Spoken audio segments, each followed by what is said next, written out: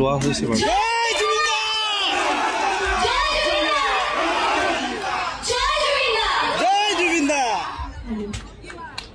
স্মৃতি পুৰাজি মোৰ মনলৈ বাৰ বাৰ আহিছে মনত পেলাই পেলাই হাঁহিছো আকৌ আবেগিক হৈছো মই একচুৱেলি বুজাবই পৰা নাই যে মোৰ কি অনুভৱ হৈছে আজি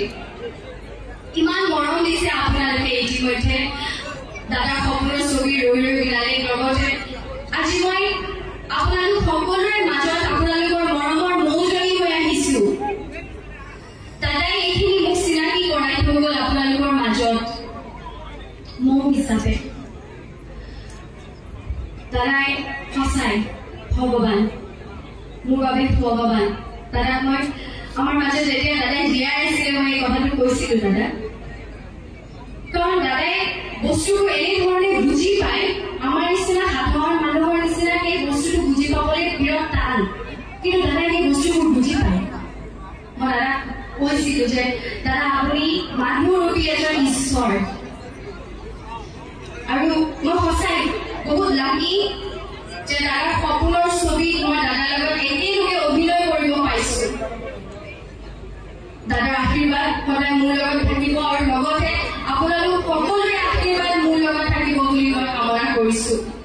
সকলোৱে যেন মৰম দিয়ে আহিবলগীয়া দিনবোৰত এইখিনি কৈ মই সামৰিছো কিন্তু মই দাদাক শ্ৰদ্ধা জনাই